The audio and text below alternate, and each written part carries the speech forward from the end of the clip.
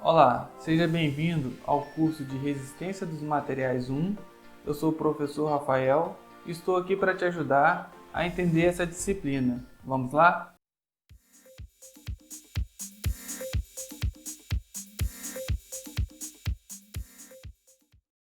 Pessoal, nessa segunda aula de Resistência dos Materiais 1, vamos tratar das cargas resultantes internas.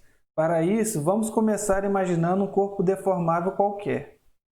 Se a gente aplicar uma força externa a este corpo, naturalmente ele vai apresentar um movimento de corpo rígido, ou seja, como não tem nada que restringe o movimento do corpo, antes que se deforme, haverá o movimento de translação. Vamos imaginar a aplicação de uma outra força F2 numa outra direção. Neste caso, o corpo pode apresentar uma rotação sem se deformar. Agora, digamos que o corpo foi colocado contra uma parede. Nesse caso, o corpo será restringido pela parede. No ponto de contato com a parede, dizemos que existe uma reação de apoio. A reação apresenta a mesma intensidade, porém em sentido oposto. Se a gente continuar a aumentar a intensidade da força, como o corpo está em equilíbrio, não haverá translação ou rotação. Pelo contrário, o corpo vai começar a se deformar.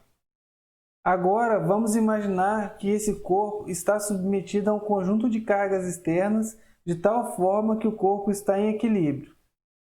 Como estamos interessados nas cargas internas, vamos fazer um corte imaginário para ver como é por dentro. Lembre-se, não estamos cortando de verdade o corpo, estamos somente mudando a forma da visualização. O corte será feito na interseção do corpo com a seção. Pronto, aqui nós já estamos vendo como agem as forças internas numa dada seção. Conforme foi dito, a parte de cima ainda continua lá, apenas não estamos a vendo. Desta forma, quer dizer que o corpo permanece em equilíbrio. Saber exatamente como as forças externas são desenvolvidas em cada partícula da seção é uma tarefa complicada. Porém, podemos usar as equações de equilíbrio para encontrar uma força resultante e um momento resultante para um determinado ponto da seção. Aqui conseguimos ver o momento resultante e a força resultante para o ponto O numa dada seção. O próximo passo é entender que esse momento e essa força podem ser decompostos em 4 tipos de carga. A primeira delas é a decomposição do momento resultante em uma componente normal ao plano da seção, chamada de momento de torção ou torque. Esse tipo de efeito ocorre quando as cargas externas tendem a torcer o corpo, conforme mostrado no exemplo. Também associado ao momento resultante, porém no plano da seção, temos o momento fletor.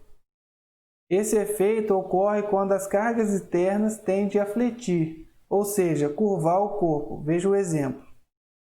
Agora, em relação à força resultante, temos uma decomposição perpendicular à área da seção, que chamamos de força normal. Basicamente, esse efeito ocorrerá quando as forças externas tendem a puxar ou empurrar duas partes do corpo. Se o efeito for puxando, chamaremos de tração, e se for empurrando, vamos falar que é uma compressão. Por fim, temos a componente da força resultante no plano da seção, que chamamos de força de cisalhamento. Veja o exemplo. Quando as cargas externas tendem a mudar o formato do corpo, conforme mostrado na figura, temos forças de cisalhamento atuando no corpo. Em seguida, vamos falar de um caso particular. Vamos imaginar agora que o mesmo corpo está submetido a um conjunto de cargas externas, porém, dessa vez as cargas são coplanares, ou seja, todas elas estão no mesmo plano. Imagine que o corpo também está em equilíbrio para essa nova configuração. Vamos fazer novamente um corte imaginário, digamos, perpendicularmente ao plano das cargas externas. Neste caso, as únicas componentes internas que teremos serão o esforço cortante, a força normal e o momento fletor. Com isso, chegamos ao final da nossa segunda aula. Nela falamos das reações nos apoios, equações de equilíbrio, forças resultantes e cargas coplanares. Além disso, introduzimos os conceitos de força normal, força de cisalhamento, momento fletor e torque. Bom, por essa aula é tudo. Até a próxima!